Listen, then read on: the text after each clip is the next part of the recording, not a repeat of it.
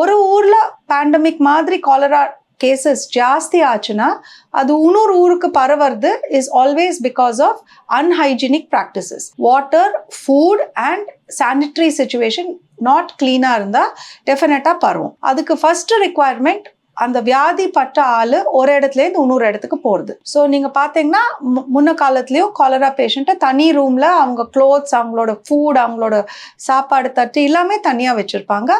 உள்ளே போயிட்டு வரவங்க ரொம்ப க்ளீனாக hand wash, leg wash, clothes wash அப்படி பண்ணுவாங்க. நம்ம ஊரில் இதே காலரா வெளியிலேருந்து வரணுன்ட்டு தேவையில்லை.